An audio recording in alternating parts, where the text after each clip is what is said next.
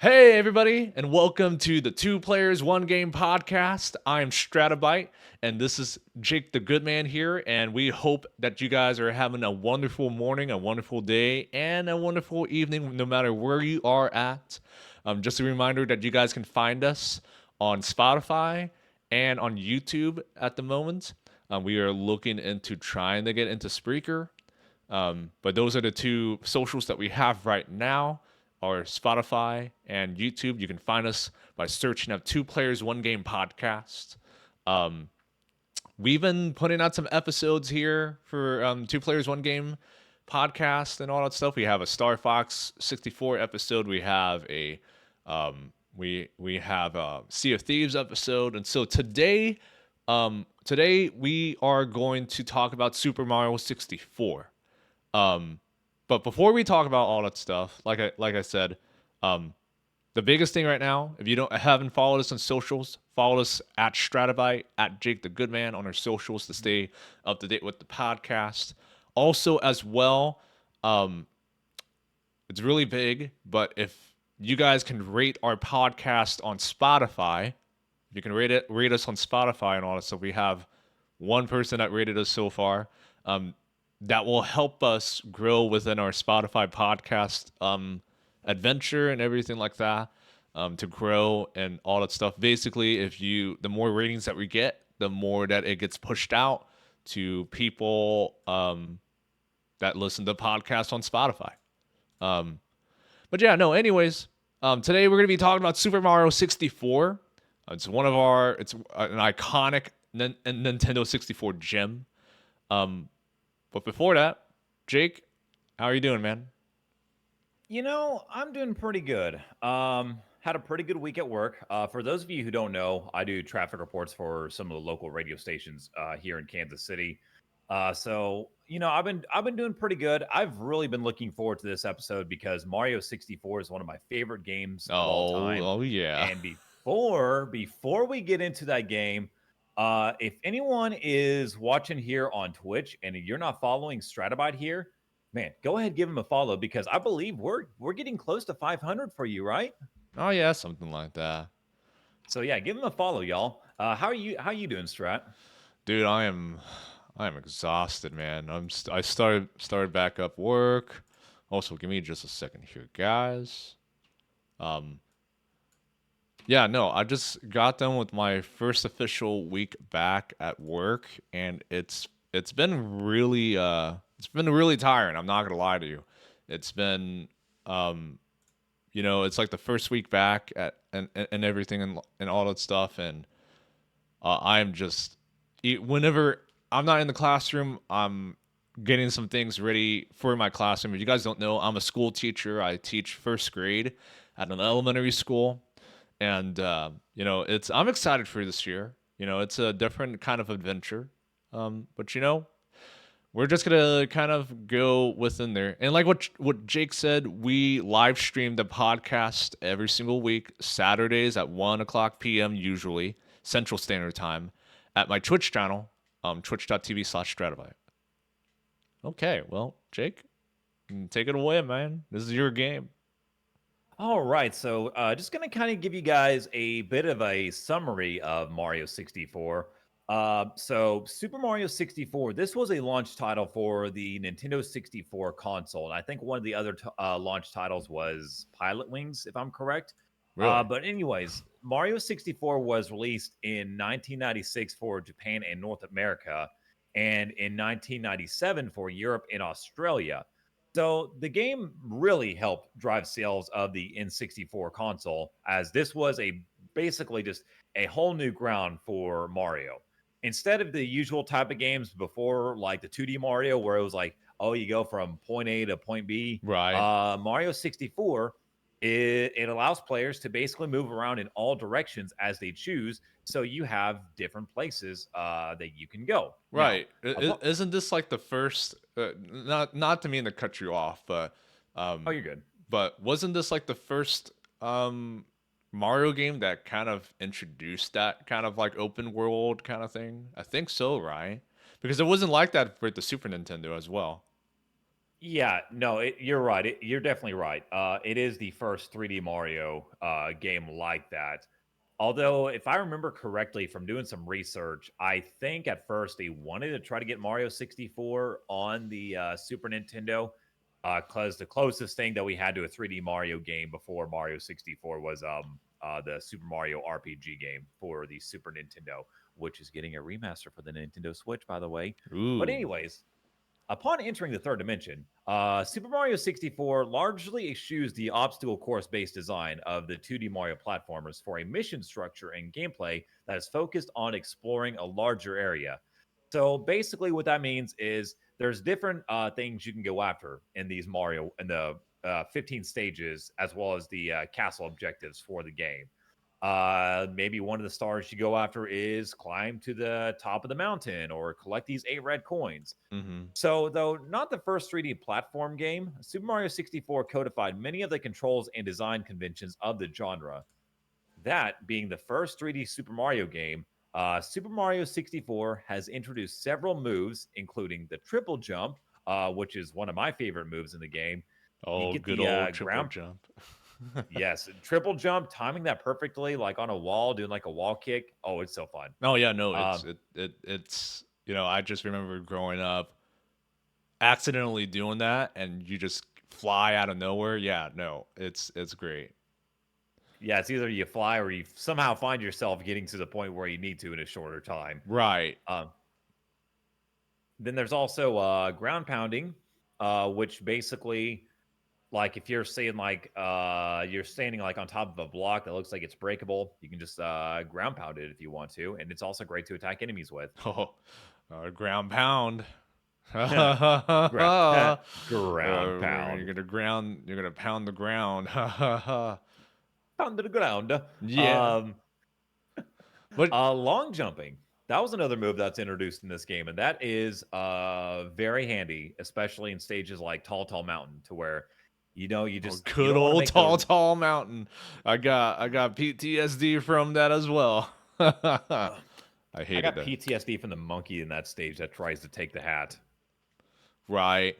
And I know a bunch of other stuff like somersaulting, diving, punching, kicking. It just also got introduced within the game as well.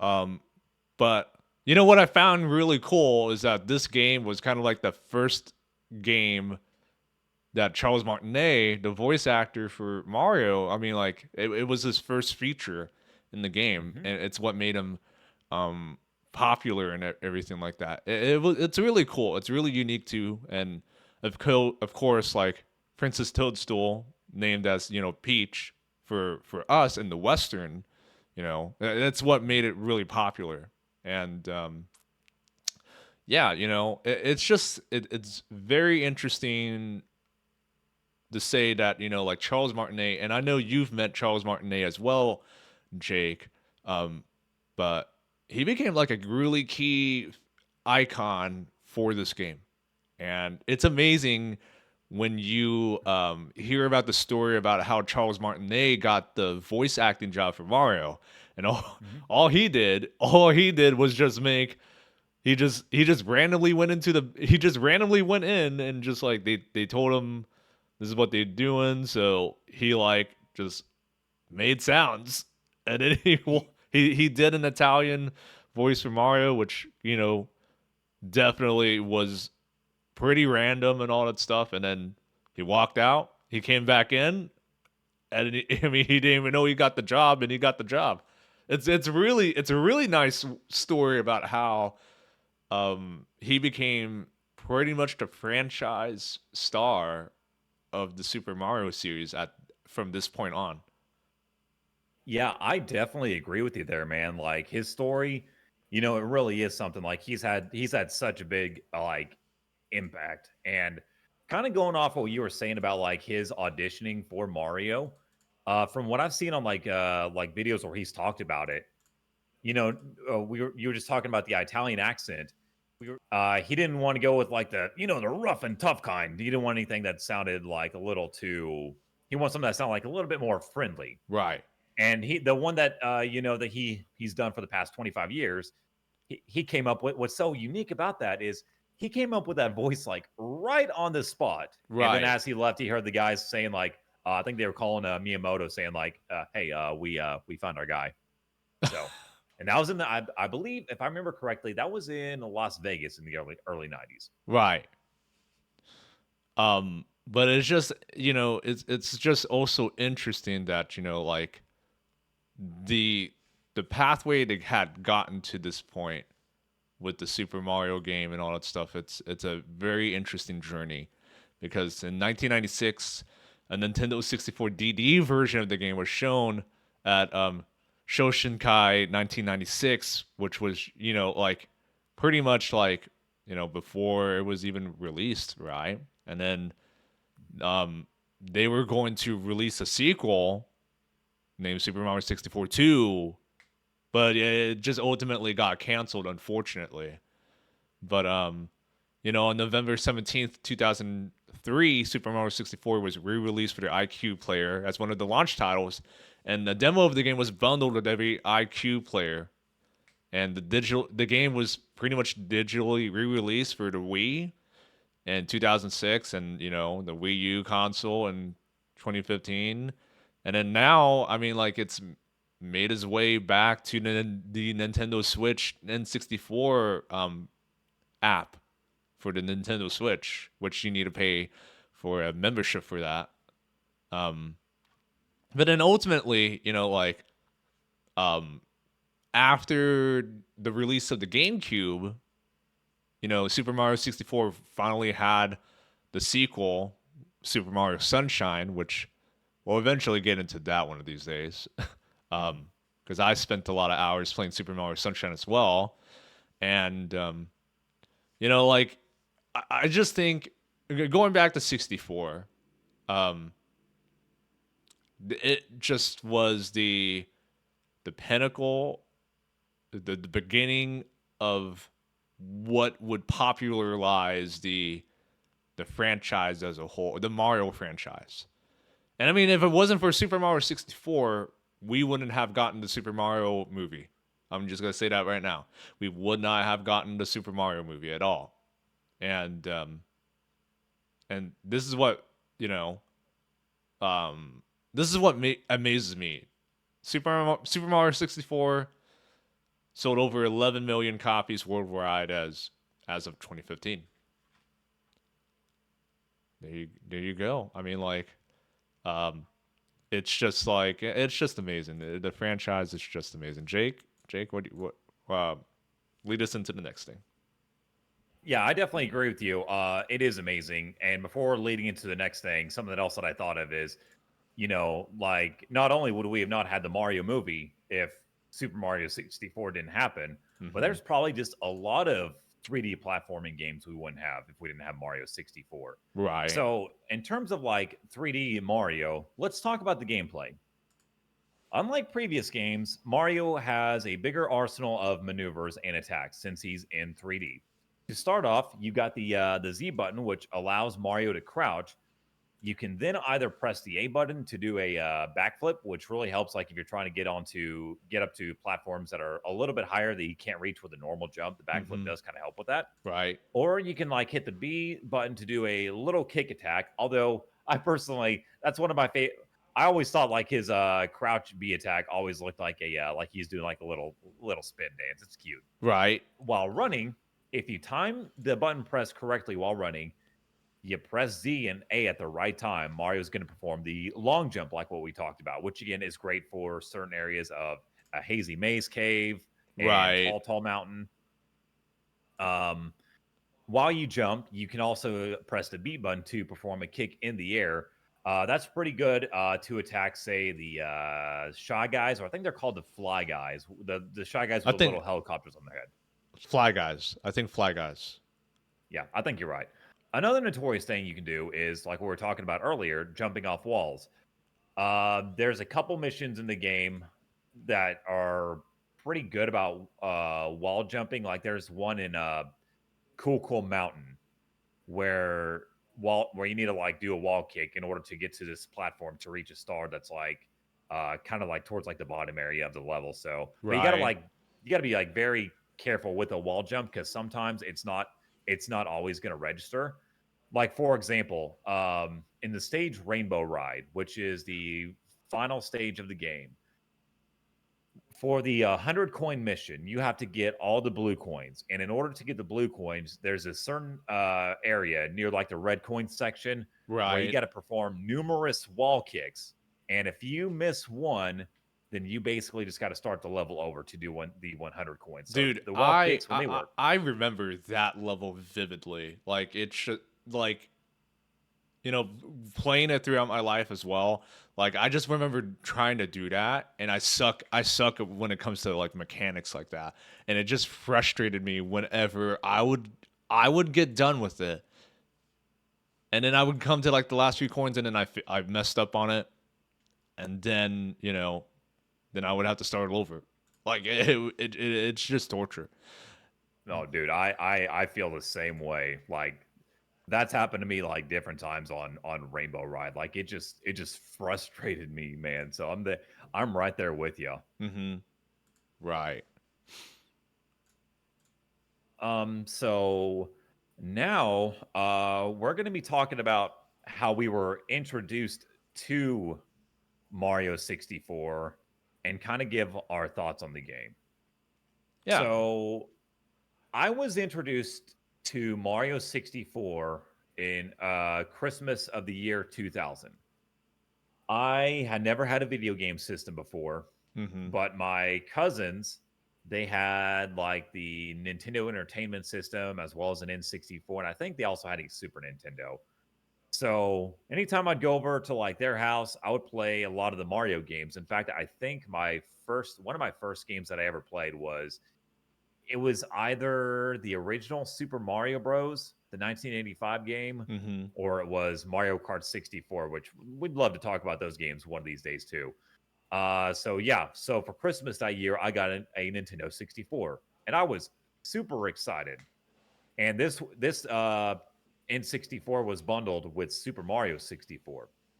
So I was in so much awe. I remember when they did exclusive packages like that. Like they did a bundle package where you bought your N64 and then you got the game because that's exactly what happened with me too. Like I got it for my birthday. I got this Nintendo 64 package and it came with Mario 64. So, but yeah, no, Jake, keep going. Yeah, I just wanted to add that.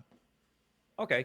Um so yeah, what I remember, and I'm certain I'm guessing it was probably the same way for you, Strat, whenever you got the bundle. I was so in awe of having my first video game that I remember pretty much playing Mario 64 nonstop throughout the holiday break of that year. Now, this was also in a time when we were like staying at a rental house, so uh, I kind of couldn't play it as much as we were kind of moving stuff over to our other house at the time, Mm-hmm. of course. And I was only 6 years old then, so I did not have much of a clue as to what it was I was doing. So I was just basically running around the entire game, spending hours running around all the stages, um, which I loved doing back then, and I still love doing today whenever I play the game.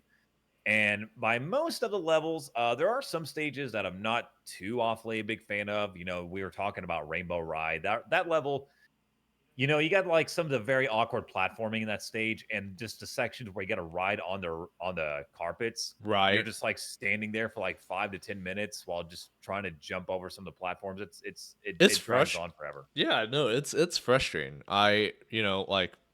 Um, like what I said, like when I first got introduced for the game, I was a kid too, staying at an apartment, and we just moved from California to Kansas during this year and all that stuff. And um, I remember going to a Toys R Us. That's where I got it. That's where I got my N64. We went to Toys R Us. Now, if Oh you guys man, don't know, we if you remember guys Toys don't R know what Us. Toys R Us is, it's a store with toys and video games and all that stuff. And um, at the time, Toys R Us was just like the place to go to get your video games and all that stuff. And Best Buy and um, Circuit City when it was a thing. When Circuit City was a thing and Radio Shack as well. But anyways, like Toys R Us, that's where we got our N64. And I just got frustrated with the game. I got frustrated when I was 6 playing the game. I didn't know what the frick to do and all that stuff. And so like I literally had such a hard time that my mom actually bought another game for us to make us feel better because I kept raging at Super Mario 64. She got so frustrated at me being frustrated because I wouldn't shut up about it, apparently. And so she got us another game. She got us two. She got us, like not. I think no, it was just one, but it was like Yoshi's Story. That's Yoshi's another Story good game. was it was better. It was definitely better and all that stuff. But I raged a whole lot growing up playing Super Mario 64. I still do today. I still do today. I don't know. I may revisit. I may revisit it, but I had PTSD from Super Mario 64 because that was the game that just frustrated me so much. It made me want to quit gaming. Almost did. Almost did. So yeah. But I mean, like, here's the deal though. Super Mario 64, one of the greatest game ever made. And I'm not a hardcore fan of Mario, but I really do appreciate what the franchise has done with the even with after the release of Super Mario 64. Like Mhm. I give it I give it my props. Their flowers and all that stuff. I just suck at the game. I'm not gonna lie. I just suck at Super Mario 64. I'm gonna admit that. I don't think I could do what speedrunners do with that game. Which, it's a whole entire different feat.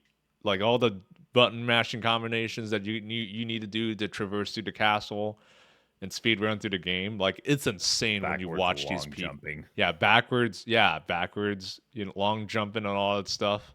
Whew, Like man. that is an amazing move that people use in that game. Like I've tried practicing that, and I just don't know. I keep button mashing, but I just don't know how to. I can't quite get it like these speedrunners, man. Like I'm there with you though. Like the game's like very frustrating, but Mhm. I mean it's nostalgic though. Right. Yeah, no. It's a different I'm telling you, it's a different kind of vibe.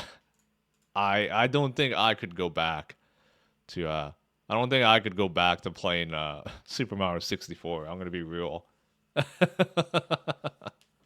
Hey, nothing wrong with that, man. Like if it's yeah, it, I'm gonna be honest with you. Like Mario 64, yeah, it is nostalgic to me, but it really took me some time to get back into the game. Because I'm just gonna take off my nostalgia glasses, not my actual glasses, of course, but take off my nostalgia glasses.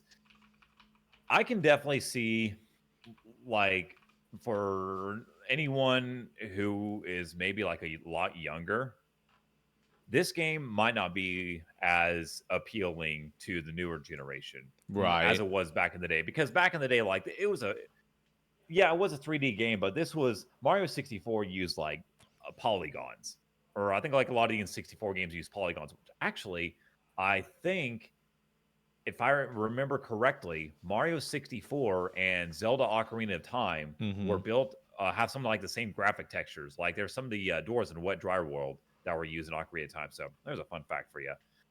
Um, though I don't think the game is bad. Mhm. In fact, I still whenever I go back nowadays, I have fun playing it because I kind of watch like let's plays on YouTube and just trying to figure out everything, just like the right way to go after stars and missions. There's a lot of the Right. stars out of the 120 that I enjoy going after in the game. Some of the stars that get me absolutely frustrated are the 100 coin missions. Specifically, like I said, like where we talked about earlier, Rainbow Ride, because the section with the blue coins, you have to do numerous wall kicks and hope you get them right. Right. Tiny Huge Island's a little bit tough with its 100 coin mission, and then Hazy Maze Cave because uh, Hazy Maze Cave is a level that's like built with the idea of like a lot of exploration in mind, but Right. it doesn't have too many like 100 coins. So you have to go like all over the place to collect those coins, and hopefully you don't fall into like the pit where the rolling rocks are, because I've had that happen before. Um, I was doing so a few years ago, back in 2020, Mm-hmm. during the pandemic and everything. Data miners were going around and mining data from a bunch of like older games, Super Nintendo, the N64 titles. So if you remember, if you were around in like the 2000s, you probably remember L is real. Oh, If you're, yeah. Yeah, I remember yes, that. I remember that. yes. By the way, guys, don't mean to interrupt, but um, just kind of like a random thing here. We are streaming on Twitch right now, and so you know, if you ever want to stop by for a live stream of the podcast and all that stuff, feel free to type in the chat box. I want to give a shout out to Dr. Kevlar48. Hey Kevlar, hope you're having a great day and all that stuff. Hope you are doing well, my friend. But yeah, no, like anyways, dude, yeah, going back to that, I just remember that. I remember that. Like, I don't know about you, but I was one of those at first that it was like, okay, maybe if I run around it 24 times or whatever, the statue that's, by the way, the Ellis Rail 2401 statue, that's what they believe the text says. It's Right. on a statue that's in like the backyard where you go to Big Busan. But I don't know about you, Strap, but I was one of those at first that I was like, okay, I must have to run around this like 2,401 times. Obviously, I Right. didn't do that, but that's not the case. Ironically enough, though, ironically enough, though, uh, in 2020, when they were data mining, they Right. discovered a model for Luigi. And here is what's so unique. This was 24 years and 1 month after the game was released. Talk about a pretty good setup there. So Right. Like yeah, didn't they Luigi just was intended for the game. yeah, didn't they just some person just sneakily put him in the game without anybody noticing that for years? I believe so. And from Uh, Luigi was actually supposed to be in the game, the original game, but they kind of had to uh, cut him out to save some space for Right. like the on the drive and everything. So yeah, Luigi was intended for the game. I think it was also intended that Yoshi was going to be rideable. Now he's still in the game though. Like if you get all 120 stars, you can unlock the cannon that's outside the castle. You can go up there and Yoshi will talk to you. Man. And also in 2020, I just wanted to address this real quick. 2020 also had like had like a sort of, we all know what a creepy pasta is. One of the biggest ones that came up was Well, Wet Dry World having. wait. Before you explain, maybe you should just explain what a creepy pasta is anyway. Just for people that don't know what creepy pasta is. Okay, creepy pasta is just like best way to describe creepy pasta is just like maybe like a scary story that someone comes up with that they try to make it sound a little bit real. That's just kind of what a creepy pasta is. So, anyways, there was this one going around saying that like, oh, Wet Dry World gives you this negative emotional aura. So that really blew up on the internet in 2020. But I mean, I like Wet Dry World though. It's probably, especially going to the town area, the 8 red coin mission in Wet Dry World's kind of fun, and also that Wet Dry World has an easy 100 coin mission. Mm-hmm. And also in 2020, we were talking about it on the Nintendo Switch. We got Super Mario 3D All Stars, Oh and yeah, 3D All Stars. Yep. which was a great release because we got Mario 64, Mario Sunshine, and Mario Galaxy.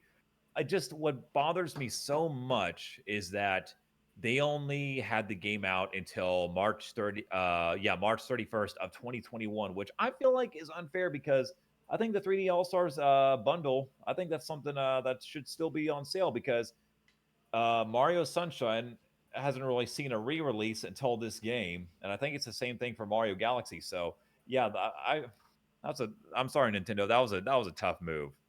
Yeah. Um, No, I mean like, but at the same time though, it's just like it's whatever makes them money. It's oh yeah, whatever potentially tries to make the money. It's you know honestly disappointing, but it is what it is what it is. I mean, there's nothing we can do to go back to it. But yeah, no. So like I was looking at the because I was talking about speed runs. I was talking about speed runs here, and as as of as of now, not October, August 5th, 2023.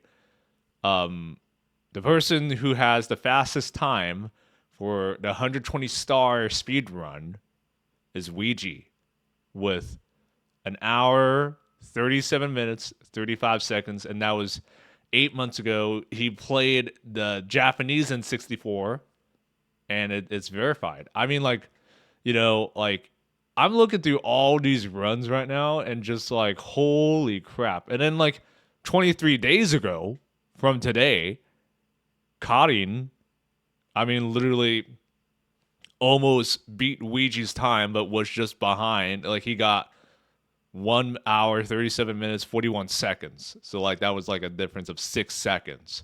Like, oh man, and that was, like people are constantly trying to beat the record. And it's so cool to watch speedruns of this game. Like obviously, like I said, I don't think I would ever touch this game to speedrun. But oh man, you see all these people here trying to speed run this game and all that stuff. Like it's and they still do it today. The thing is that they still speed run the game today. It's unbelievable. It's great. It's great. yeah, yeah. And one of the speedrunners that I used to watch, I can't remember what all records he broke, but I'm looking at his time right now. Hmm. Uh, I used to watch Huncasian.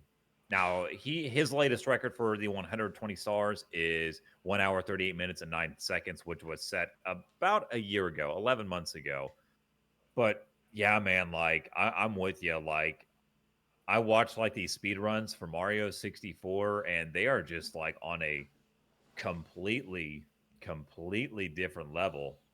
Whether it's 120 stars, 0 stars, 70 stars, I mean, people really are put a lot of time into this game, and it's definitely something else for a game like that's been around for uh what was it, about 26, almost 20, 27 years next month. Yeah, about like that. And like I said, it's just like it's oh man, it's just an interesting beast of itself. I'm not gonna lie. It's unbelievable what this game like even outside of Super Mario 64 universe and all that stuff, right?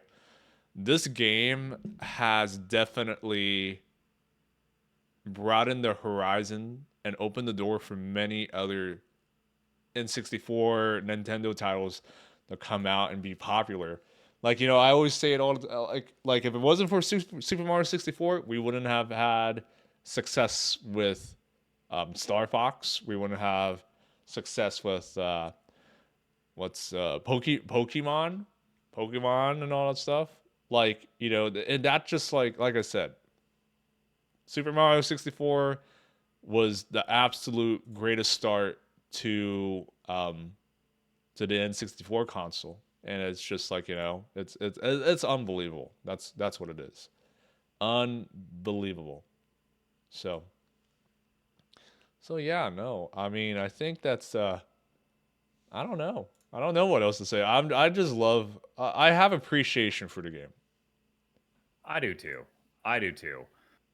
Um, Gosh, I forgot what else I was gonna say. Also, as I'm looking in the chat here on Twitch, thank you, Kevlar, for all the love. Much love to you and everyone else who's tuning in, whether it's right now or sometime in the future. We appreciate y'all. Yeah, for sure. And I think that's what wraps it up, I guess. But again, guys, like we are on Twitch. We are on Twitch. We live stream the podcast on Saturdays at 1 o'clock p.m. Central Standard Time, 2 p.m. Eastern. And yeah, we are gonna keep coming with you guys with some content. We have some good scripted out episodes coming up for you guys. Again, don't forget to follow us on our socials at Stratabyte, at Jake the Goodman. Also, as well, if you're listening to this on Spotify and you have a Spotify account, please give our podcast a rating so that way, because the more positive ratings that we get, if you liked it, cool. If you didn't like it, cool. I mean, like, I want that to reflect upon our Spotify. But the more that is rated, the more it gets pushed out there to Spotify. And again, like, we live stream this every Saturday at 1 o'clock p.m. Central Standard Time. Yeah, no, it's been a treat. I mean, like, Super Mario 64, like I said, it's just a gem. And I know the last couple episodes, like Star Fox and Super Mario, we've been talking about N64. So the next episode, for sure, we'll talk about something more modern, to change it up a little bit. But yeah, we have some really good content coming out for you guys. We are also gonna kind of dive into the anime reviews and all that stuff, because I think that would be really good content as well. Yeah, don't forget to follow us on YouTube, Spotify. Find us, search us up, Two Players One Game Podcast. I'm Stratabyte, and this is Jake the Goodman, and we are going to sign off for our podcast.